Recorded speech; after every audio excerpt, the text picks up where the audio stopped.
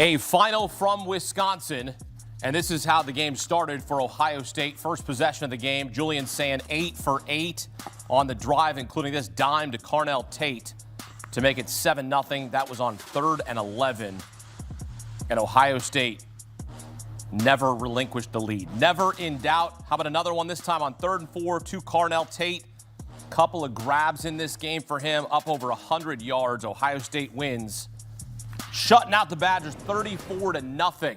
This Big Ten on CBS postgame report is presented by Belfour Property Restoration. Here with former Oregon star running back and Super Bowl champ Kenjon and CBS Sports college football insider Richard Johnson. I am Hakeem Dermish. And Kenyon, I want to start right there in the first drive of the game, how Ohio State set the tone and making a statement. Julian Sand 8 for 8 on that touchdown drive. Listen, one thing you want to start the game with, like you said, is setting the tone. And this Ohio State offense has consistently gotten better game after game after game after game. Julian Sand has gotten better game after game. And what you've seen today was kind of the maturation of the work that you put in, right? He's consistently going to work and practice and day in and day out, coming into games and performing. So shout out to Julian Sand and this Ohio State offense and doing what they did today. You don't want to be playing your best football in September. No. Right? You want to be peaking at the right time. And this is an Ohio State team that keeps on getting better every week. I still think they probably have another gear. As dominating as they looked in this game, I still think they have another gear on offense. On defense, though, I mean, it's the best defense in the country right now. Yeah. They are just an absolutely suffocating force, that Matt Patricia coach defense. I mean, look, they're the best player in the country on the defensive side of the ball in Caleb Downs in that defensive secondary. But what they've done up front, Caden Curry, for instance, up front, Arvil Reese in the linebacking core, they just have great players on all three levels. They play together. They're never wrong because of a player like Caleb Downs in the back end, quarterbacking that whole unit at safety. They are just playing at such a high level. They are different than last year's outfit, right? This is a defensive first led team. Last year it was about the offense. This year it's very much about the defense. It's a defense that's a calling card for these Buckeyes. They're incredible right now. Yeah, Julian Sand continues to get better. 36 of 42, 394, 4 touchdowns, now in the Heisman conversation. And the reason he's in the Heisman conversation is, well, he can thank his defense, right? Because, look, you get the other offense off the field. You get to go out there and score some points. Ohio State has not been giving up points. 41 points they have allowed. The fewest through 7 games by any FBS team since Florida State in 1993. Guess what Florida State did in 1993? They won the national championship. Ohio State looking to go back-to-back for the first time since Georgia did so.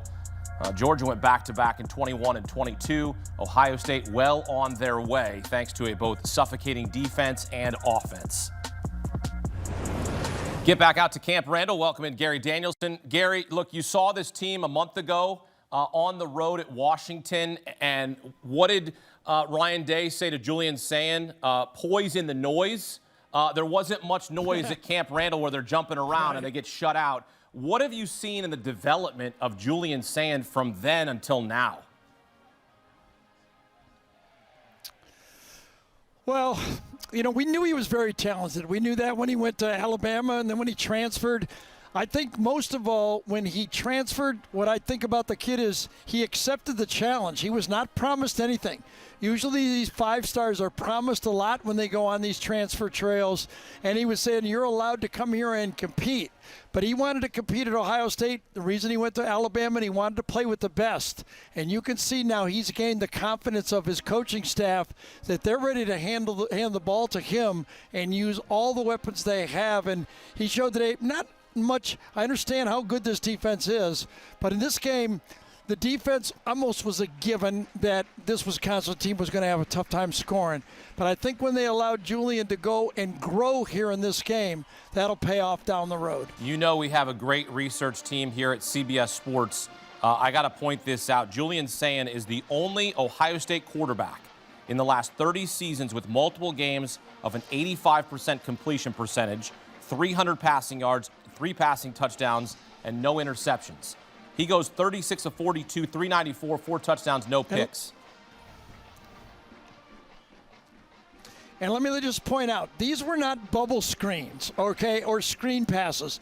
These were all throws down the field. Yeah, a few stop routes to the outside, but most of them were legitimate throws down the field. Usually the stats are padded a little bit with those jet sweep tosses or bubble screens to the outside. These were tosses, and you saw the accuracy. He was putting that ball up there where it was almost hard to miss. He threw to the right guys almost every time. Impressive. I think if you look at the big picture, since Julian is not going to give much of a rushing attack to this offense in a big game, there's really no Trevion Henderson. You know, there's no Quinton Johnsons. I mean, do they have enough at running back? Or if they have to run the ball, will it be there? I think that's the next step for this offense to take to be a championship team. And their defense has not missed a step. Jim Knowles goes to Penn State. They hire Matt Patricia. You lose 8 starters to the NFL draft, among others that went as well. And they have not missed a beat, Gary. They've allowed 41 points through 7 games. What can you say about the defense? And is Ohio State, is there another gear that they can get to? Listen, they know what they're doing here. Matt Patricia's doing a marvelous job. They're more versatile on defense this year. They might not be as talented at some of the positions, maybe defensive tackle, edge rushers, although they're very good. These players, a lot of them were in the rotation a year ago. But as a group, the way they fit together, the emergence of Arvell Reese, as he has gone from being just a guy to one of the chess pieces that Matt Patricia uses. And, of course, Caleb Downs keeps the middle of that defense honest. There really is not a weakness there. They're fun to watch, and it'll be tough. If you're going to move it against these guys, you better bring the whole package because they're pretty good. Well, it's a joy for me to watch this team as an Ohio native and a guy that grew up in Cleveland. So watching these Buckeyes every Saturday is an absolute treat. Getting to talk with you post-game, always a pleasure. Gary, appreciate safe travels back home, my friend. Yeah, I don't blame you. Good football to watch. Absolutely. Good to talk some ball here with Gary Danielson on CBS Sports HQ. Always gracious to spend a couple of minutes with us. And, man, he is impressed by this young man, Julian Sayin. Another fantastic outing. You take a look at these numbers. 80% completion percentage. He was at 85% in this game. Up over 350 passing yards, 4 passing touchdowns, no picks in a game. C.J. Stroud was the last guy to do it. He did it a couple times in 2021 and then again in 2022. Here is Julian Sayin in 2025 as ultimately Ohio State looking to run it back and win another natty. All right, appreciate it, Akeem. Thanks so much. What a performance, man. See him in person might be more impressive than seeing what you see on TV every time. I'll start with Beanie. I'll start with our former Buckeye. I mean, they're as impressive as it gets, man. I think Ryan Day's got to be pleased with this performance. No question about it on both sides of the football. I mean, they get after the quarterback. They stop the run pretty stoutly. And then on the offensive end, they're just so efficient. And I'm talking both in the run game and in the pass game. Julian Sayin makes decisive decisions. Now, we're not seeing him push the ball downfield consistently, but we're seeing him make the throws he's supposed to make, making the routine plays look routine. He does a phenomenal job. I love that. And having an opportunity to talk to Jeremiah Smith after the game, he stated he believed this team is better than the team that won the national championship. And, of course, me and Beanie were taken by surprise by that. But then when you look at their defense, I think regardless of what we've seen so far, this defense is better than the championship defense from a year ago in terms of their ability to neutralize opposing offenses. They tackle well. They don't allow big plays, and how they get after the passer. At one point in time, guys, in the fourth quarter, I had the stats. I had to take a screenshot of the scoreboard because I couldn't believe it. Wisconsin had 11 yards rushing, 54 yards passing. That's a total of 65 yards in the fourth quarter, and they only had 4 first downs. In the fourth quarter, you talk about dominating performances. That's what we've seen from Ohio State, and that's why Jeremiah believes that this team in totality is better than the championship team from a year ago. It is hard to argue against. One of the cool things that was happening out here, too, was the Wisconsin fans had left, and the Ohio State fans were here, and there were some garbage time numbers for Wisconsin, and all of a sudden they're starting to knock on the door of the red zone, and they got a 4th down to go for it. All of a sudden, Ohio State fans, they're the ones getting up. And I don't know about you, but I remember playing at Florida State, and we had teams that were special, and they want to do special things. And you know they all wanted that shutout. That shutout, to of keep course. those defensive numbers down and to pitch another shutout. And Julian saying, to me, he's one of the favorites in the Heisman, if not the favorite, after yet another performance where he continues to impress. That, to me, is one of the most important pieces of continued development, to see him continue to improve. And this time, when they didn't run the ball as well, he could put the team on his back, has another day where his completion percentage is off the charts, 4 touchdowns, as you mentioned. And how about the performance of Kanell Tate? Because we talked to Jeremiah Smith, and then all of a sudden, when they take him away, you go to Kanell Tate, and it's a great option to have. I mean, when you have the playmakers that Ohio State has, I mean, it's just a luxury to have that at your disposal. A guy that can take the top off of defense, run all the intermediate routes. He's a true number 1 receiver. He just happens to be, playing the 2 position because we got Jeremiah Smith here. But this Ohio State team is different. In every sense of the word, we haven't even began to see them scratch the surface of their potential on the offensive end yet, because they're not throwing the ball downfield consistently. Yeah. So wait until they start doing that. We talked to Ryan Day earlier today about this football team, and he said everybody on this team just works. No matter the circumstance, no matter where they are in the season, they continue to work and continue to get better. And we're watching it right now live. And the thing you said, Danny, about Jeremiah Smith, they tried to take him out of the game, and we didn't see the type of performance that we've seen from Jeremiah Smith, but he still had 9 for 96 or something like that. That's a great day, right, for most wide receivers in college football. But the abundance of riches they have in this offense, and just seeing Julian saying the maturation process, because if you look at where he was week 1 against Texas, you can tell he was trying to figure things out to his current time with this team now.